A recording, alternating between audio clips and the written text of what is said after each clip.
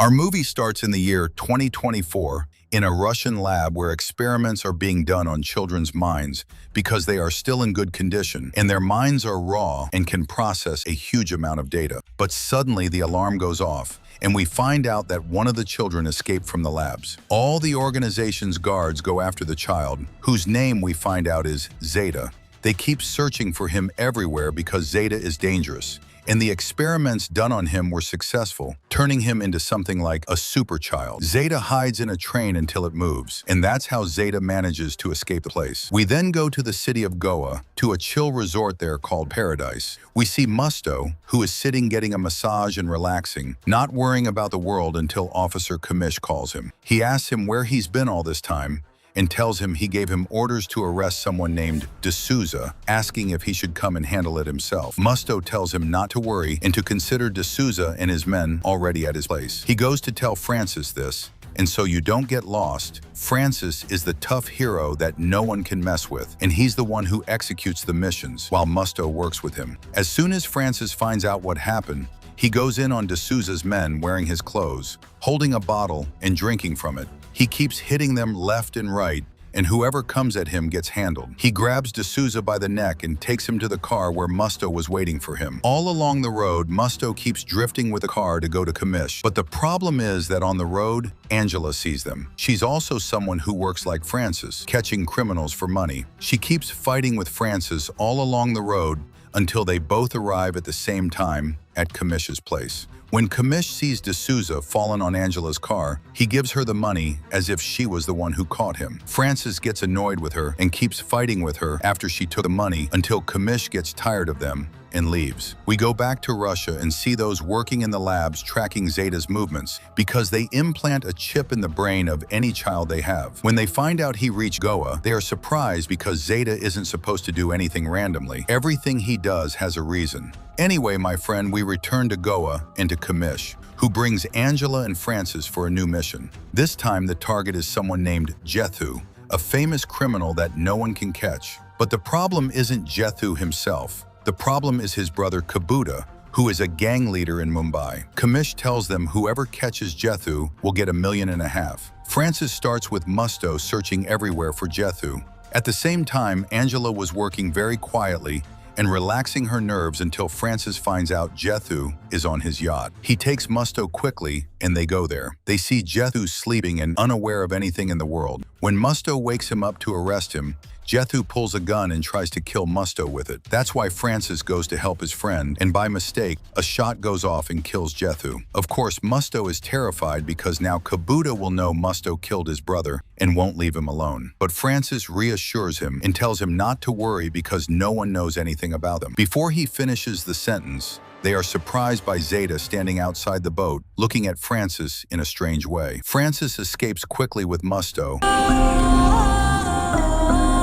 and they tell Kamish what happened and that Jethu was killed by mistake. He tells them to disappear before Kabuta hears the news. The next day, Angela goes to see what happened, and Musto tells her he killed him by mistake, but no one saw him. Once again, Zeta appears outside the house, and this time he points at Musto, which means he actually knows he's the one who killed Jethu. After that, Zeta gets very sick, so Francis and Musto take him to the hospital to be checked. When the doctor sees the X-ray done on Zeta's brain, she tells Francis that this is the first time in her life she's seen an X-ray like this. That's why she has to get the opinion of specialists before diagnosing Zeta's condition. Later, Kamish calls Francis and tells him to be careful because surveillance cameras caught your picture with Musto and Zeta on Jethu's boat. If these pictures reach Kabuta, everything will be over. That's why I'm trying to delete them before they are published. Francis returns with Zeta to the house, feeling a strange connection between them without understanding why. But the weird thing is that Zeta was always seeing strange memories from the past and doesn't understand what this is until now. Anyway, the next day Francis goes with Zeta and Musto to meet Angela to see if she can help them with anything. But suddenly Kabuta arrives with his men to finish off everyone there. As soon as Francis sees this sight, he's terrified and is most afraid for Zeta, wanting to save him. He doesn't know that Zeta can actually handle all of them himself. Before Kabuta does anything, Russian forces arrive wanting to take Zeta back. When Kabuta tries to stand against them, they finish him off easily and kidnap Zeta in their car. Francis doesn't leave the boy, He starts running after them with all his speed to catch the car and save the child, still feeling a strange connection between them. We then go back in time, very far back to the year 1070. At that time, Roman armies were gathered to attack 5 islands located in the middle of the Indian Ocean. These islands were targets for the Roman army because of the herbs and gold in them. Of course, the Romans thought things would be easy, and they would enter these islands, take them over quickly, occupy them, and remove everyone who bothered them. But they didn't know which island to start with. To make the mission easier, they brought someone named Kanguva, who is an inhabitant of these islands, and they employed him as a spy for money. Kanguva actually gathers all the inhabitants of the first island in one place. Suddenly, while the people are sitting, the Romans attack them by surprise and kill anyone who stands before them easily, even cutting off their hands to take the gold on them. After this massacre, Kanguva goes to meet the Roman leader to take his money after betraying his tribe. But Kanguva tells him there was no need for the hand-cutting part. The Roman leader doesn't care about his words and tells him to arrange the next island for them.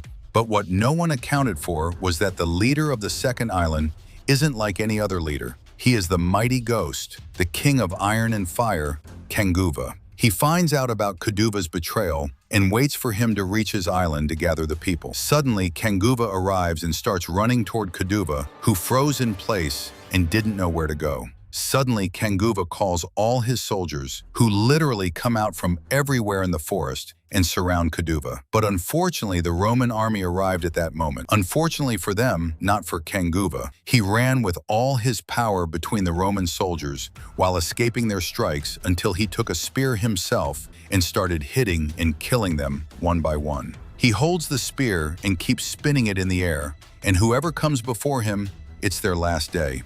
Kanguva keeps hitting left and right until no one from the Romans can stand before him. But of course, Kanguva doesn't let the traitor Kanguva escape either and goes to catch him, who shakes him off and cuts his hands, taking him to the island to execute him in front of everyone. Everyone should know the price of betrayal with Kanguva. Even though Kanguva's son and wife were crying, and Kanguva's tribe went to defend him, once they found out he was a traitor, they let Kanguva do whatever he wanted with him. Kanguva actually burned him to be an example for anyone whose mind tempts them to work with the Romans. The next day, Kanguva sees all the children hitting Kanguva's son and calling him the son of a traitor. But Kanguva doesn't like this and makes them respect him because the son has no guilt in what his father did. He goes back to training the soldiers again, because he knew the Romans would definitely return. Indeed, a few days later, the Romans regrouped, and this time they had a new plan. Kanguva takes his army and enters the forest with them, but the Romans kill a few. Kanguva feels they are being hunted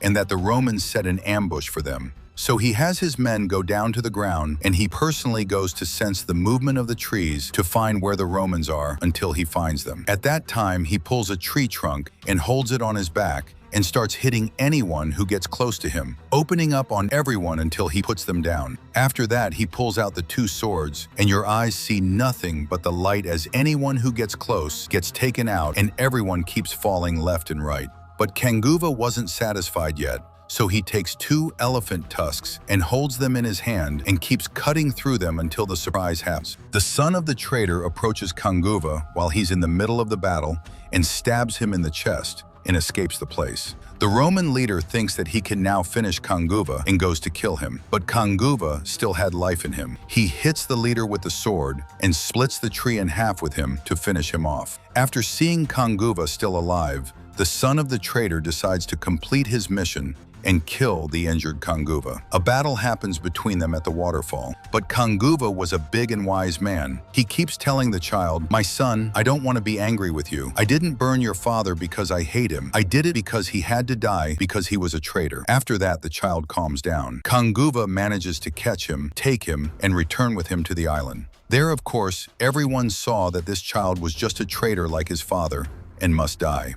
They keep throwing stones at the child while he walks and insulting him. But Kanguva had a big heart too. He kept holding the child and protecting him from the people. After that, all the people were saying that the law is the law, and what happened to the father must happen exactly to the child. But Kanguva tells them he has a much better solution, which is to throw the child into the river for the crocodiles to eat him. But his kind heart weakens again, and he can't let the child die like that. He goes down into the water after him to save him. But the problem was that the crocodile was a bit violent and gets very close to the child and starts the attack on him. The child was screaming and calling for anyone to save him. So he puts the knife in his mouth and stands between the crocodile and the child.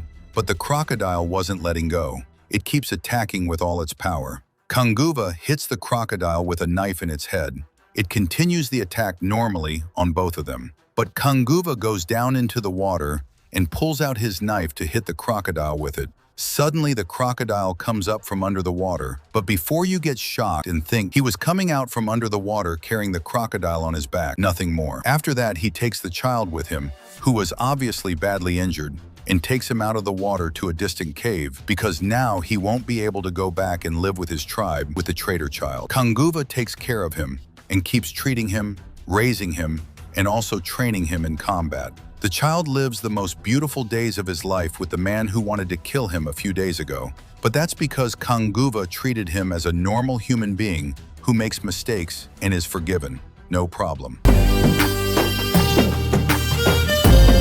The important thing, my friend, is that the Romans didn't like what was happening to them. That's why as soon as the soldiers returned to their mad leader, he asked them who were the soldiers at the front of the army and how they lost to just one man who is also injured after being betrayed. Before anyone from his army could answer him, the leader pulls his sword and starts killing all the soldiers one by one, telling them, "I will kill more of you than Kanguva killed." At that time, a brave leader named Titan from the Romans said to him, "Leave this task to us, and I will show Kanguva who I am." The leader agrees and sends him again with a big army of the toughest Roman soldiers. The Roman soldiers enter the island, and this time everything was full of snow and ice. The Romans saw this as something in their favor because their countries have the same weather inside them. Indeed, they enter the forests and things go well for them until suddenly a small girl comes out to them and tells them, "It's good you arrived because we are bored here and can't find anything to do." Suddenly, the Romans find an attack on them from everywhere, and they don't know how to block it. Titan leaves all this talk and keeps looking for Kanguva everywhere. And he even takes this small girl hostage. The girl tells him, "Follow me, I will lead you to Kanguva's place myself. Don't worry." The fool walked behind her until he discovered he fell into a trap and was hung in the air. Here Kanguva appears and holds a rope and keeps pulling Titan with it until he splits him in half. He puts him in a cage and sends him back to his leader, who as soon as he sees Titan's sight is shocked and doesn't believe himself. But he decides to take the right revenge to finish everything and not bother himself. So he goes to the place where Kanguva's father is. Of course, since Kanguva isn't there, he won't know how to defend him. Indeed, he manages to kill Kanguva's father and sends him a message containing his father's clothes to let him know he took revenge for Titan. As soon as Kanguva sees this sight, he's shocked and doesn't believe himself and keeps screaming. Thus, he knows there will be a war soon and he must be fully prepared for the coming battle, which he cannot afford to lose, no matter what. The child stays sitting next to Kanguva, not knowing what they will do in this disaster, until the Roman soldiers actually arrive to finish Kanguva, taking advantage of the fact that his morale is on the ground after his father's death. This time he is alone, but Kanguva had put a perfect plan for this war. First thing, he stands alone while putting fireballs on tree branches and pulls the branches to throw the fireballs at the Romans to burn some of them. You think the plan is finished? No, of course not. Kanguva was barely getting ready. After that, he climbs onto 2 high trees and keeps shooting arrows that have snakes in them at the soldiers. But still, the Romans' number was very large. He continues the attack, and this time he was waiting for them. As soon as they get close to him, he throws stones at them to finish off more of them while standing in his place, and no one can touch him. After that, the child comes to stand next to him to fight with him. At this moment, the relationship between them becomes much stronger, and they both become like son and father. We find out that this is the reason that makes Francis in the year 2024. The important thing, my friend, is that Francis runs with all his speed after the car, which is obviously much faster than him. That's why he throws his chain at it, and through it, he manages to track the Russian lab car until it enters the port. Of course, Francis goes after them and keeps searching everywhere for Zeta without finding any trace of him. But he hardens his head and climbs to the top of the highest building and keeps looking for any signal that tells him Zeta's place until he finds out he was put in a private plane belonging to the Russian labs. They will take him and escape with him. We return to the year 1070. The battles are split into two halves. The first battle is in the year 1070 between Kanguva and the Roman leader who was on his boat and fighting Kanguva with all his power. Of course, he was very strong and manages to catch Kanguva and handle him and keeps throwing him and shaking him, and Kanguva cannot stand on his feet. The second battle was in 2024 between Francis, who managed to jump with his motorcycle onto the plane before it took off from its place. He pulls out his machine gun and keeps firing at the Russian soldiers, who turned out to be tough too. They manage to catch Francis and keep hitting him while he can't move. Kanguva's situation wasn't better than Francis's. He catches the Roman leader, lifts him from the boat, and keeps hitting him. Francis's situation wasn't much better, and that's after they took him and threw him from the plane, and he barely caught the edge of the plane with difficulty, trying as much as he could not to fall. Kanguva was also being choked. At this moment, the child comes trying to help and save him, but unfortunately falls into the water. The Russian soldiers wanted to cut Zeta's head since he bothered them and take his brain and put it in a new child to continue their experiments on him. But at the last moment, Francis wakes up and pulls a knife from his pocket to throw it at the one who wanted to cut Zeta's head. Kanguva also wakes up too and catches the Roman leader to handle him, hanging him on a net and hitting and stabbing him. On the other side, Francis finally manages to save Zeta and is happy with him. Here we find out that Kanguva's blood runs in Francis's body, and this Russian lab leader has the blood of the traitor Kanguva running in his body, the one Kanguva had burned. And with that, our movie ends. Hope you liked the recap. If you reached the end, don't forget to leave a like on the video and write us a nice comment, as you always do. And for those watching us for the first time, subscribe to the channel to see all the upcoming recaps. See you in the next movie. Peace.